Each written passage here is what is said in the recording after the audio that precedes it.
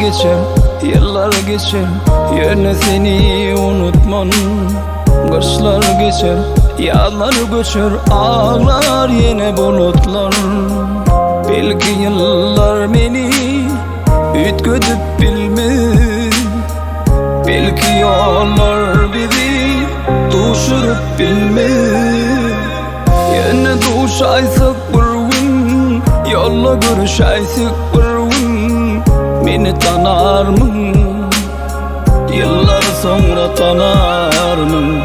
Bağıtlamayı inni durmuşum, bizi ayıran yıllar kurusun.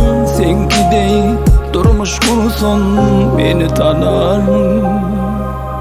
Yüzümdeki çağlar bilin, saçımdaki çağlarım bilin, yanımdaki çağlar bilin, beni tanar mı?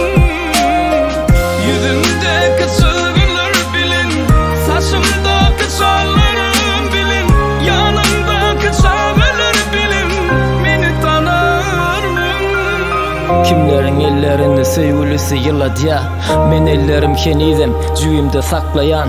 Kimlerin gözü birine mehirli seret ya, mana bolsa aynadaki sereden özüm gerek değil. Kör bollum, ker bollum, lal bollum, yöne sana süygü değil, cüyümdeki az ollu. Yanında valtım kış yok, valtım yaz ollu.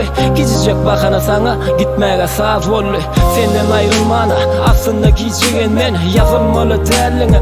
Sen benim bicelerime gitmek isteyen uzağa, göresim gelen ok, düşlerimde görmez yala uklam ok gecelerine. Şeyle de ütüplene, köylümün yakasam, gelen ok göne yakamın düğmesinem takasım.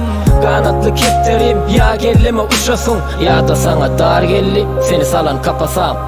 Yüzümdeki çağlar